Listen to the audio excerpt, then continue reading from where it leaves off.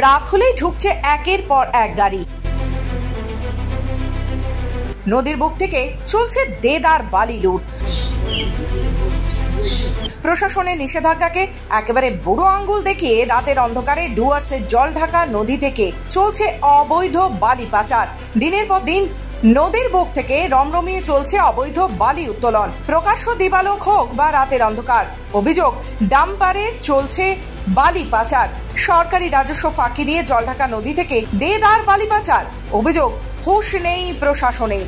নদীর পার্শ্ববর্তী এলাকার বাসিন্দাদের অভিযোগ, ভোর রাত থেকেই জলঢাকা নদীর বুক থেকে অবৈধভাবে উত্তোলন করা হচ্ছে বালি। সেই বালি লোড করে একে একে পাচার করা হচ্ছে মোটা টাকার বিনিময়ে।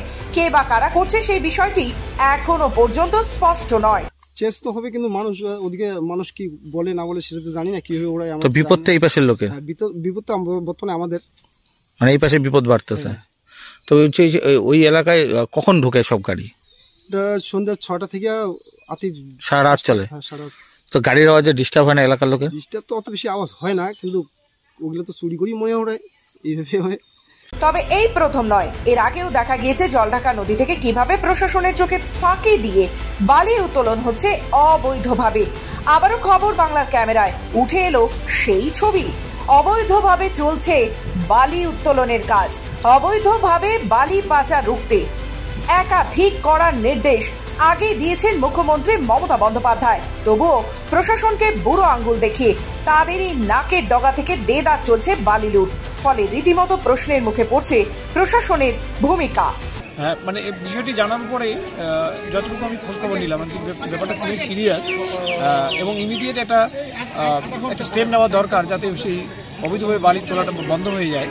সে সম্পর্কে ওখানকার যে প্রশাসন, মেঘলিগঞ্জে, ওটা মেঘলিগঞ্জ ইয়ের মধ্যে পড়ে যাচ্ছে, ব্লকের মধ্যে পড়ে যাচ্ছে, ওখানে প্রশাসন এবং ওখানে যে এমএলএ সাহেব আছে তার সাথে এই ব্যাপারে আর কি কথা বলে ওটা যাতে একটা কিছু বিহিত করা যায়, সেটা অবশ্যই মানে করতে হবে। তা না হলে পরে ভবিষ্যতে আমাদের ধুপুরি বিপদে পড়ে যাবে।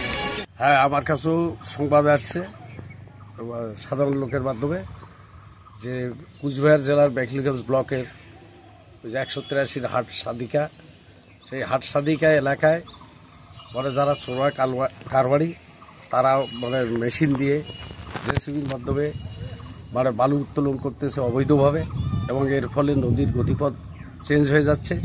এবং এই নদীর গতিপথ চেঞ্জ হওয়াতে আমাদের ধুবড়ী ব্লকের বারোগড়িয়া অঞ্চলের পাটকিদহ, জাফরিকোনা এবং চিন্তামণি এলাকার কয়েকটা মানে মৌজা তাতে বন্যায় প্লাবিত হয়ে যাবে এবং নদীর গতিপথ চেঞ্জ হয়ে গিয়ে ডাঙ্গাপাড়া চিন্তামণি এলাকায় নদীর মানে ঘেঁষে মানে নদীর গতিপথ চেঞ্জ হয়ে বাড়ি ঘেঁষে যাচ্ছে।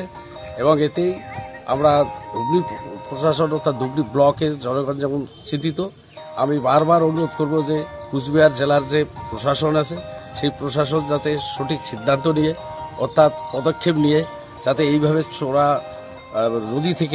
নদীগর্ভ থেকে যাতে বালু উত্তোলন করা না হয় সেদিকে যেন লক্ষ্য দেয়।